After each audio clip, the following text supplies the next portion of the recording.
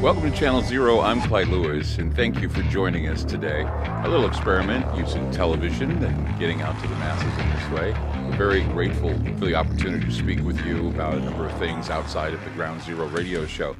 And, whenever I speak, wherever I go, there's always a little bio that they read to introduce me. And what they always say is that I'm a futurist. And, I like that, but I kind of like saying to myself that I'm a weatherman because I studied weather in my lifetime. I wanted to be a TV meteorologist rather than a talk show host. There was a time when I was thinking that way.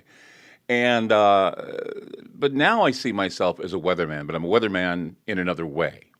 I see myself as a person who sees the storm gather, and then I want to report the future in whatever way I can. If the storm clouds gather, I want to tell you about that. If there's a bright future, I want to tell you about that too. But here's the thing. I'm just wondering how in the world is it going to be possible for Americans to have a bright future, to get back to normal when about half the country is going to feel as though the election has been stolen from them, no matter what the final outcome is, okay? Both sides. And I know that the election's on everybody's mind. It's kind of on mine too, but in a different way. I mean, there's simply going to be, I don't think there's going to be any way that we're going to get back to normal in this country, or we're going to get back, 4 years, not let alone the months we've been losing because of COVID-19. Tens of millions of Trump supporters right now believe that the Democrats stole the election. How do we stop that? How are we going to let everybody know that it didn't happen? Because there's always that question. At this moment, as I said, we got all these people that believe that it was stolen. But let's say, for example, that Trump's legal team and that Trump's they all end up finding out that there was something that went wrong with the election. Or we look at these razor-thin margins that they're dealing with, and then we find out that Trump did win. And then we're going to have a nation that's deeply angry because Biden didn't win. You see where we are right now? And that's why it's difficult to gauge a bright future and wonder if we're certainly going to be in the middle of a civil war if we're not in right now. I mean, right now, the mainstream media is assuming that Biden won the election, of course, that he's the president.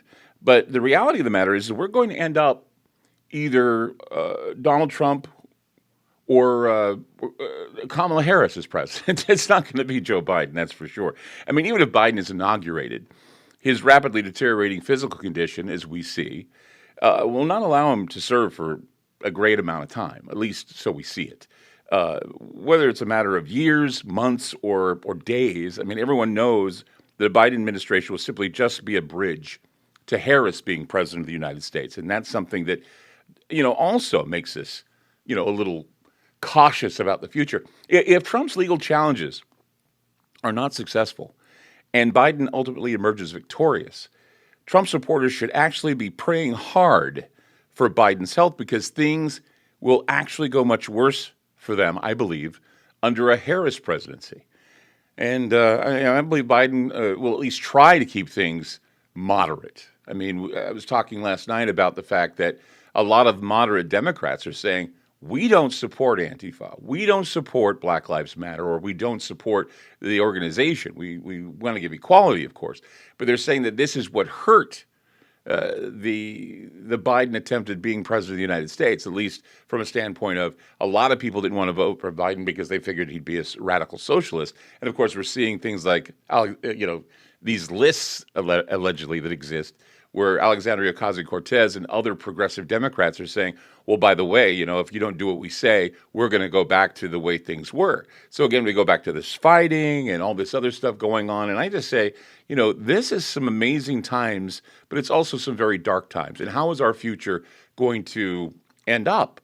I mean, if you remember, I was saying, I think a couple shows ago that, what I do is I do parapolitical analysis. And I look at the demonological way that politics are running, something from, just a perspective of there's always some underlying evil that needs to be uncovered.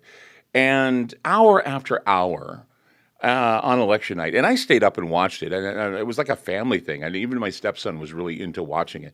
We were watching the map, and it was going red, and then pink, and purple, and non-blue, and then we had Wisconsin, Michigan, Georgia, Florida. I mean, we were sitting there going, "This can't be happening," but it was, and there was no other explanation than something weird, something diabolical was going on with the election. Now, everyone, if you want to know, everyone who was doing the coverage, whether it be Fox News or CNN or MSNBC, I thought that they all sounded like a bunch of conspiracy theorists.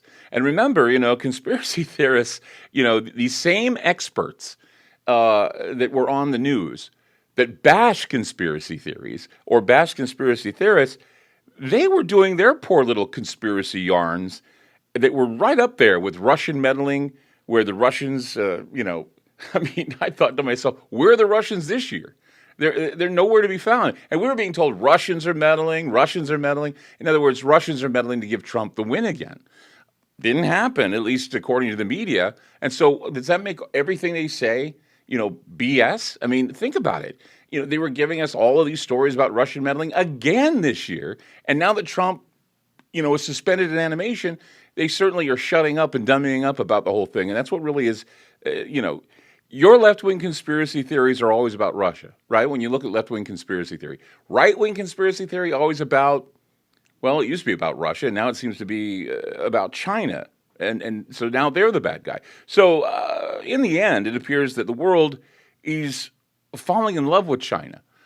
A lot of people know better, but apparently this is the ideal, I guess, or the ideal government that they want to choose for the Great Reset. And we've talked about this Great Reset before, and it's certainly an opportunity to, make it, I guess, easier to order from a Chinese menu. You won't have to order numbers anymore because you're going to have to learn to speak Chinese.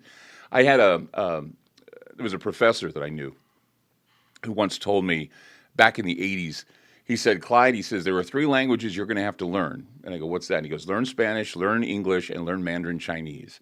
And I know 2 of those languages, but the Mandarin Chinese is something that I've never really taken up. But I didn't understand why he said this. But he said it because he says eventually the world is going to look to China, and China is going to be the ideal government for a world government. And he told me, he says, the world government is coming. You need to prepare for that world government. So let's talk about the reset for a minute. Let's talk about conspiracy history. I've talked about it before, but when you look at conspiracy history, it loves to play pranks on people. And what I mean by that is the joke, well, there's always a joke, and the joke is always on us, and we laugh at it, we look at it kind of like, well, this is kind of crazy. But then, we can laugh and laugh until we're amused to death. We need to begin with the obvious, and that is, in spite of the deep state propaganda and deep empire transitional resources being used to declare that Biden or Harris has won the election, nobody knows who got the most votes and where. We can hear from the media that that's the case, but no, it's still up in the air, as I said earlier. I would even suggest that we will never really find out who won the election, because who won depends on a lot of laws and regulations, and because it's probably never going to be able to separate there's probably, no way to separate the fake votes from the legal votes, if there are legal or fake votes. I mean, they keep shutting down people who even say, it's bothersome that the media isn't even curious about election fraud. They just shut it down and say, well, there's no evidence of this, and so therefore we're not going to talk about it. Well, that's the bad news that we have to deal with every day. But there's some good news, I guess. There's a silver lining. First, it has to become clear to the entire planet that the U.S. democracy we're in right now is anything but, okay?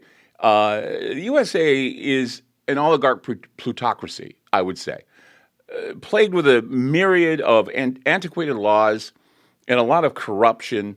And, of course, that gets back to the parapolitical, the corruption, the demonological, Machiavellian nature of politics. But the special trick in this is that the United States oligarch plutocracy that masquerades as an oligarch, what do they call it? An allocracy, I guess you could call it.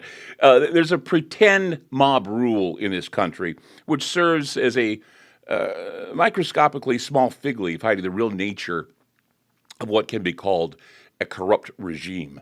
The Democrats did their best to hide this, and they're still trying to hide it. But it's still there, and it still will be there if we have a Harris presidency. It's becoming evident that the sheer magnitude of fraud made it impossible to conceal everything. And I think a lot of the people, a lot of thinking Americans can see that even though it may not be fraud like Donald Trump talks about, the fraud has always been there. We can go back to the year 2000 with Gore Bush.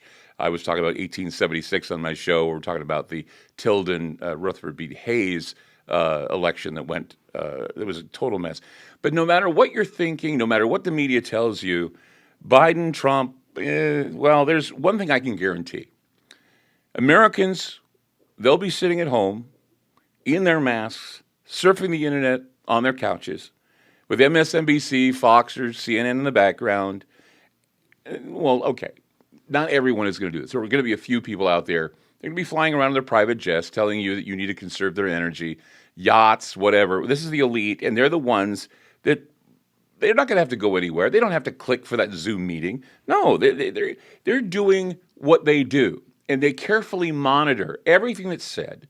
They carefully monitor conspiracy theory, and what do? They ban it. They go to Facebook and they ban it or they shut it down. And in the meantime, we don't get information that's going to help us about COVID-19. We're not going to get information that helps us about how to make political choices. It's been this way. And the scary part is that what we have now a possible presidency that's going to be a medical dictatorship. Biden says it's patriotic to wear your masks. It's patriotic to socially distance. It's patriotic to not have Thanksgiving. It's patriotic to not have Christmas. I mean, these are the things that are bothering me right now. These are the things, and I was just looking at a model today, 400,000 deaths by February, and yet we have this vaccine, allegedly, 90%. It's a 90% effective vaccine dangling out there like a carrot, and yet people are saying, I don't think I'll take it. Well, of course, but now it's different. It's not that people are not taking on principle. They're not going to take it because they don't trust it coming from Trump. And so this is where we are. The removal of Donald Trump from office is challenging, especially until the Electoral College confirms that he's no longer president, and that should happen in December, if that's how they confirm it. I mean, it could go either ways. And I think Trump, while it's unlikely that he could pull off a win right now, it doesn't seem like people are curious as to how he can. And that's my problem, is that I would like to be able to point out how suspicious this is. And that's, if I could do that, and if I can go underneath the stories, underneath the media and say, okay, here's how it can be done. Here's how it's been done. I mean, it's been done before. We've been fooled before into thinking that we know the outcome of an election or the projection has been done by the media. And it's happened before. I think I could go back in history and give you several examples about how that's been done. And I think I'm going to do that in a small segment we have today. We're only going to do a small segment for you today. We usually do an hour, but we've been having some technical difficulties today. Like I said, what we're doing is we're doing an experiment here. And sometimes with the equipment we have and what little budgets we have these technical glitches that need to be worked out. In fact, I'm very grateful that TalkCast PDX is here to have us do this type of show for you. And so we're going to continue talking about this subject today, about how everything seems to be confusing. And it's being done on purpose because they give us this fake mob rule, this fake democracy, and they want us to lead us to believe that there's a chance or no chance, or that we're going to have President Biden or President Harris. It's a confusing situation, and we're going to try to give you some clarity and give you an idea of how this future is going to end up. I'm Clyde Lewis, and thank you for joining us today with Channel Zero. We'll be back.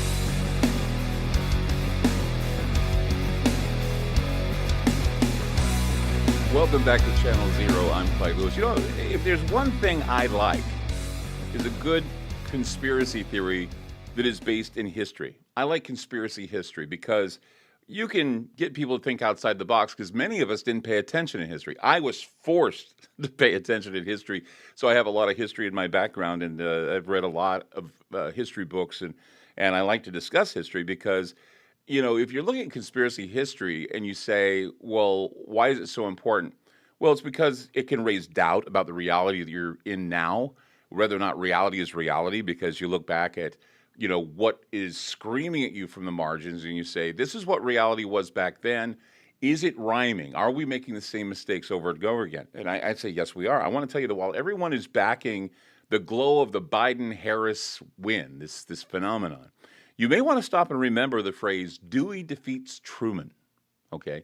If you remember that picture of Truman holding up the newspaper, Dewey defeats Truman, I don't know if anybody really understands why he did that. Well, it was a newspaper front page headline that was dated November 3rd, 1948, saying that Thomas Dewey from New York, he defeated Truman in 1948. Like Biden, Thomas E. Dewey was the clear establishment pick from the beginning of that election, the governor of New York since 1943. Dewey had unsuccessfully run for president twice before, and of course, like Biden, Dewey was of the favorite. He went into the race. He was a known moderate. He had ample public policy experience. He's mindful of California's electoral college and how that would help him. So he picked a Californian running mate.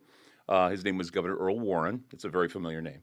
And like Biden, Dewey ran a low-risk, low-profile campaign, assuming the inevitability of his victory. And, of course, Truman was a lot like Trump. The media hated him, okay? The mainstream media overwhelmingly favored Dewey. Dewey gained endorsements from almost every major newspaper in America. In its final pre-election edition, Life magazine featured a glossy photo of Dewey and his staff with the caption, "Our next president rides a ferry boat over San Francisco Bay." Newsweek surveyed 50 political experts on October 11th and received unanimous confirmation that Dewey would win the election. The landslide for Dewey will sweep the country, it said. Drew Pearson, who was with the Washington Post, surveyed the closely knit group around Tom Dewey, who will eventually take over the White House 86 days from now. They were certain, okay, that Dewey would win. The press loathed Harry Truman. The Detroit, let me just show you. I was just going to read here from the Detroit Free Press. The Detroit Free Press dismissed Harry S. Truman as intellectually unqualified to remain president. The Los Angeles Times called him the most complete fumbler and blunderer in this nation. What else? Alistair Cook of the Manchester Guardian. There's a name, Alistair Cook. Remember him? Of the Manchester Guardian. He published an article on the day of the election entitled Harry S. Truman, A Study in Failure. So there's a significant reason why Dewey felt that he had it in the bag. There's a significant reason why he felt that he was going to win. Even all the pollsters, again, we're looking at the polls, all the polls were wrong about this election. They were wrong back in September of 1948. And even Gallup polls. He was running strong in the Gallup polls, and I think there was something that was said, Thomas Dewey even said himself, he said, "Never argue with a Gallup poll. It has never been wrong, and I very much doubt that it will ever be." Like Trump, Truman lost control of the House of Representatives 2 years previously in the midterms. Like Trump, Truman also confronted institutional deep state opposition. FBI Director J. Edgar Hoover volunteered the services of the Bureau to aid in Thomas Dewey's campaign. So J. Edgar Hoover hated Truman. Let's go down the list. Truman had, dirty laundry, of course, but J. Edgar Hoover, prepared for Dewey Truman's early ties to Kansas City boss Jim Pendergast for criminal wrongdoing. So they were tying him with the mob. But of course, listening to the polls in the media, you would say, guess what, guys? Dewey is going to defeat Truman. But you know what? Truman crushed him. Okay. Truman crushed him. And of course, there was a headline after the Dewey defeats Truman that said something like, "To err is Truman." And to this day, it should stand as a political tortoise beats hare story. And that's important. I mean, What is it going to be like in 2020? Well, figure it out. It's 2020, right? I've been saying over and over again that since the president, or since uh, ever since President won the election, or President Biden or Vice President Biden, the globalist powers are right now ready to make an example of Donald Trump. They're doing it now. They're wanting a populist rebellion against Donald Trump, but we've already had this rebellion against globalism.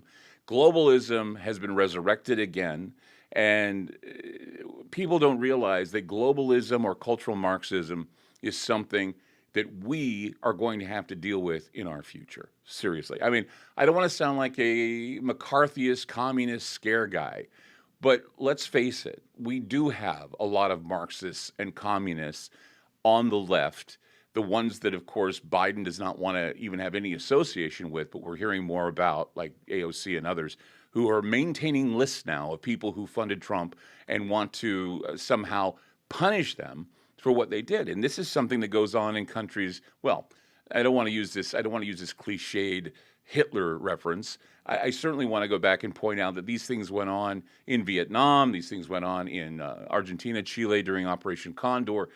Lists are the things that they begin. They use lists to single out artists, they single out recording stars or rock stars. They want to single out judges and journalists and those who are honest. And that's the thing that scares me, is because if they're going to make a list of these people, you don't know who's on that list. They come for the bankers, they come from the judges, they come for the supporters and those who are backers of Trump, and then they go after talk show hosts that they assume are supporters of Trump. And they don't want moderate thinking. They don't want middle of the road thinking. They either want you to be on one side or the other side, and people are being programmed into thinking that there's no fragmentation going on in the party, right, in the Democratic Party, but there is. And this is an example of what happens in a civil war, or in the beginnings of the Civil War, when you have a party that's so divided. And we see some division going on the conservative side too, when you see these never Trumpers who are now, calling Trump out, saying, "Hey, Trump, stop it, stop doing this." Even Fox News has turned on Trump. I mean, it's crazy how this is all going. This is like this is like a scene in 1984 where the party switches official enemies right in front of the group. They're in their middle. Remember in that scene? They're doing this and they're doing the whole 2 minutes of hate thing, and then all of a sudden they switch it, and so they have to hate one guy, and then they switch it again, and you hate another guy. It's like, who to hate today? The 2 minutes of hate. And so it's the reverse reality, and they continue to do this reverse reality where people get so confused, and then they hysterically deny the existence of the very thing they've been hysterically alleging for 4 solid years. They're doing this right now. What the left is alleging, or actually the left alleged all kinds of bad things about Trump, and they were willing to go to the mattresses and bring their henchmen in with Antifa and Black Lives Matter, and now they're completely saying, we have nothing to do with them. We didn't support that. We didn't, and it's like James Woods said, the actor. He said, this is like, when they said, well, everything can now come together, all this warm, fuzzy love that they're telling us to have. And he said something, he says, this is like a woman that's been beaten, and she's been beaten in her relationship, and then one day the beatings stop, and the guy who's beating her says, okay, honey, it's over. I'm not going to beat you anymore. Put on the glasses, hide the black eyes, and everything will be better. And that's the way I feel. I feel like that we have been beaten so much, beaten into submission with COVID-19 and having our streets destroyed and all this. Now they want us to basically put on the glasses, hide our black eyes, and say, it's all good. It's not good. And I don't think we even need to tell ourselves it's all good, because I think waiting in the wings are those who want to disrupt again. And when they find out that they're not supported by either the Democratic Party or the moderates in the Democratic Party, they're going to rebel again. And there are groups within the party that are going to rebel. And when they do, again, we'll be on the brink of civil war. And here we have also, as I said before, a number of Trump supporters have been reduced to just repeating over and over again that the media does not select the president, and Biden is not the president-elect, and other versions of this can't be happening. But here's the deal, guys. It is happening. It's happening. And so long as the media decides to have no curiosity about voter fraud and the possibility of Dewey defeats Truman, we have to conclude that this is happening. Okay, we can't be in denial. We have to stop the denial. And if the media continues to paint Trump as a guy who hasn't had a chance in hell of pulling off, a Truman, he may not have a chance at all, guys. And we have to deal with that. We have to prepare for that inevitability. Okay, we have to understand that this is how the media operates. We have to understand that this is how the globalists operate. This is how the Great Reset comes into play. Do you think the Great Reset is going to happen with the Trump presidency? No.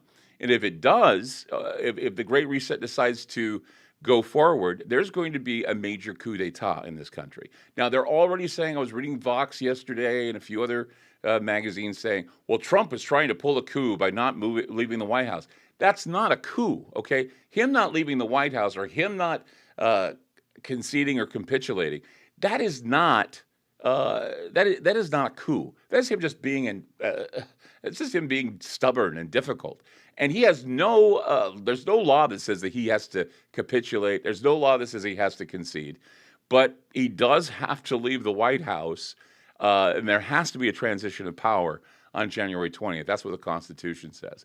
And so if he's difficult, then we have a problem. But until then, the whole idea of speculating on whether or not he's going to throw a temper tantrum, I think is unfair because he does have a right and he does have the ability to challenge this closely razor sharp or razor's edge election. And it's not me supporting Trump or saying, I'm a pro-Trumper or I'm hoping Trump wins. I'm saying that we need to know history. We need to know what is right and what is not right about what's happening here. Not castigating him for wanting to win the election. That's why he set out to campaign, okay? He doesn't want to waste his campaign, and he will eventually have to capitulate. But until then, he still has a case, and I think it's insulting to the American people. I think it's wrong to the American people that the media just doesn't want to have any curiosity into the idea that there was any foul play going on. And I think it's also disingenuous for the media not to report that they've been calling out and investigating Nevada, Arizona, Pennsylvania, and that I've heard, and there's plenty of news outlets that have said, that this has reduced Biden's electoral count, that the media got it wrong, and that they're still fighting it in the courts. They're still fighting it, and the numbers are not clear.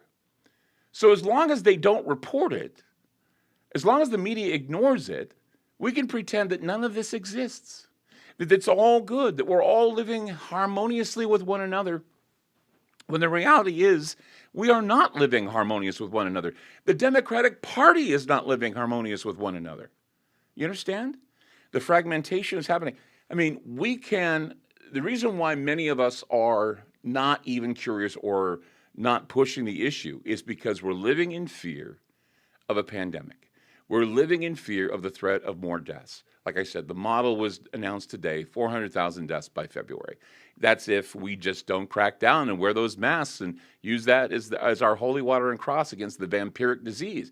And see, this is what's scary is that as long as they keep us scared, as long as they keep us in the dark, as long as they keep us in our homes, and as long as they keep us from doing anything, we are going to believe everything they tell us. All they have to do is turn it into one big expert fest, and they can pay anyone to say anything. They can pretend like it's not there, but we, the American people, know that it is there, okay? And I'm going to do my best to report it as best I can and as balanced as I can, because this is not about identity politics. This is about parapolitical investigation.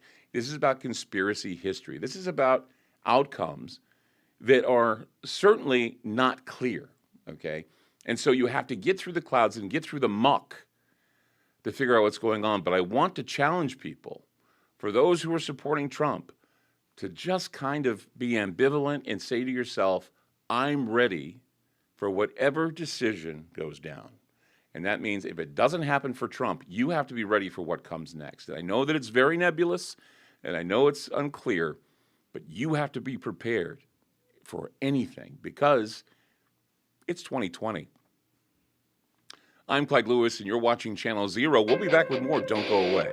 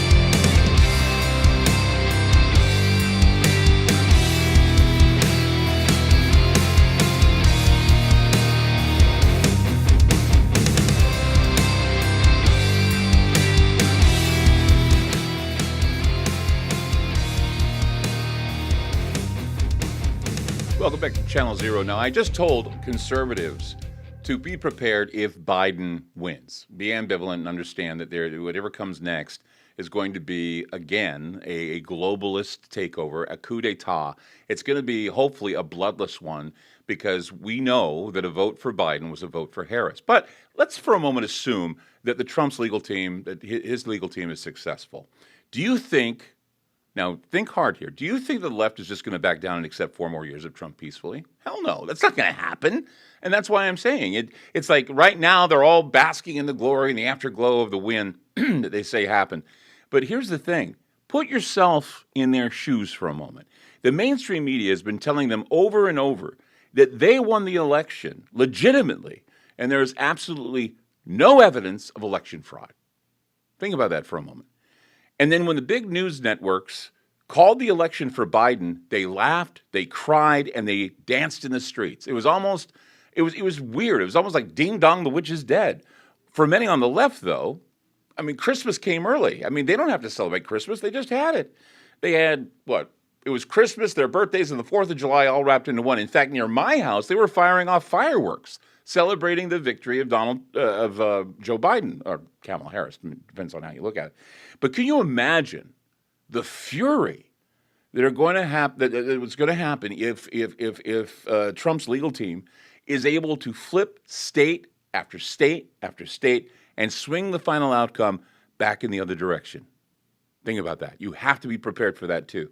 It would be enough to convince many of them that a peaceful solution is no longer possible.